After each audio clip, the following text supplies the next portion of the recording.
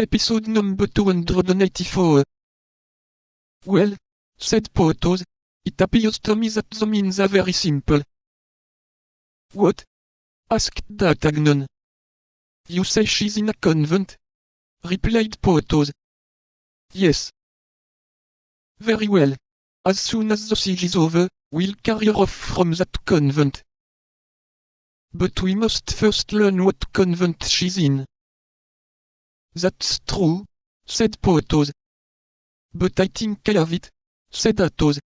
Don't you say, dear D'Artagnan, that it is the Queen who has made choice of the convent for her?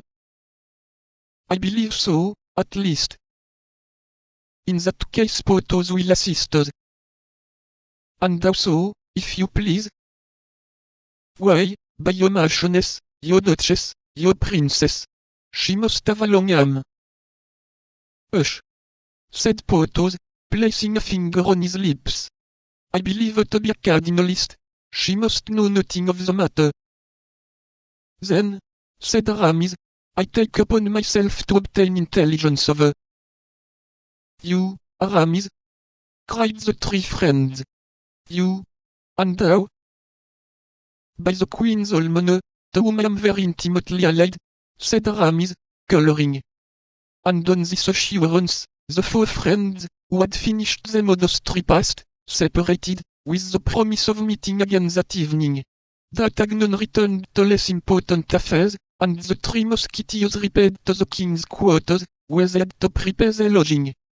43. The sign of the red dovecote. Meanwhile the king, who, with more reason than the cardinal, showed his hatred for Buckingham, although scarcely arrived, was in such haste to meet the enemy that he commanded every disposition to be made to drive the English from the Isle of Rhe, and afterward to press the siege of La Rochelle. But notwithstanding his earnest wish, he was delayed by the dissensions which broke out between Bassompierre and Scommag against the Duc d'Angoulême. Bassompierre and Scommag were marshals of France, and claimed the right of commanding the army under the orders of the king, but the cardinal, who feared that Bassompierre, a Huguenot at heart, might press but feebly the English, and Rochelle, his brothers in religion, supported the Duc d'Angoulême, whom the king, at his instigation, had named Lieutenant General. The result was that to prevent Bassompierre and Scommag from deserting the army, a separate command had to be given to each. Bassompierre took up his quarters on the north of the city, between Lille and Dompierre, the Duc d'Angoulême on the east, from Dompierre to Périgny, and then the Scommag on the south, from Périgny to Angatine. The quarters of Monsieur were at Dompierre, the quarters of the king were sometimes at Estrie, sometimes at Jarry, the cardinal's quarters were upon the downs, at the bridge of La Pierre, in a simple house without any entrenchment. So that Monsieur watched Bassompierre, the king, the Duc d'Angoulême, and the cardinal, and the Scommag.